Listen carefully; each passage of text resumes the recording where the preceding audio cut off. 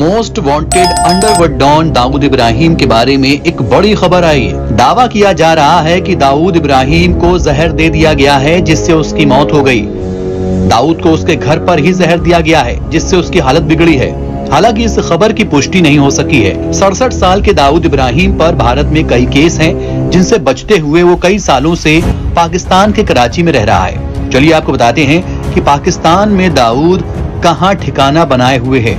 कई अलग अलग रिपोर्ट्स में दावा किया जाता रहा है कि दाऊद इब्राहिम पाकिस्तान में पनाह लिए हुए है।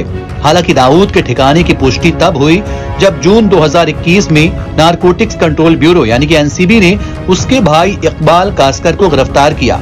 कास्कर ने कबूल किया कि दाऊद, छोटा शकील और अनीस पाकिस्तान के कराची शहर में रहते हैं। उसने दावा किया कि दाऊद और उसकी पत्नी महजबीन के 5 बच्चे हैं। बताया जाता है कि दाऊद इब्राहिम के अलकायदा के सरगना और कुख्यात आतंकवादी ओसामा बिन लादेन और ऐमान अल जवाहरी से करीबी संबंध थे। दाऊद इब्राहिम को संयुक्त राष्ट्र सुरक्षा परिषद की आईएस और अल कायदा प्रतिबंध समिति ने वैश्विक आतंकवादी घोषित किया है। यूनाइटेड नेशंस खुद मानता है कि दाऊद इब्राहिम पाकिस्तान में रहता है। दाऊद इब्राहिम कराची के पॉश क्लिफ्टन इलाके में रहता है। एक चैनल की रिपोर्ट के मुताबिक वो पाकिस्तान में एक 6000 स्क्वायर यार्ड के आलीशान बंगले D13 ब्लॉक 4 क्लिफ्टन कराची में रहता है। खबरों की माने तो यह बंगला जिस गली में है कराची का नो ट्रेसपास जोन है। यहाँ पाकिस्तानी रेंजरों का भारी पहरा रहता है। पाकिस्तान की खुफिया एजेंसी ISI खुद दाऊद को पनाह देती है। दाऊद का अवैध कारोबार कई देशों में फैला है जिसके दम पर उसने अरबों डॉलर की संपत्ति इकट्ठा की है। अकेले ब्रिटेन में ही उसके पास 45 करोड़ डॉलर की संपत्ति है।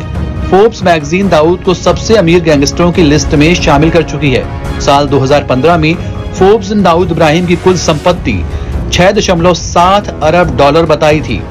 इससे पहले सिर्फ कोलंबिया के कुख्यात ड्रग स्मगलर और गैंगस्टर पाब्लो एस्कोबार को फोर्ब्स ने अपनी लिस्ट में शामिल किया था।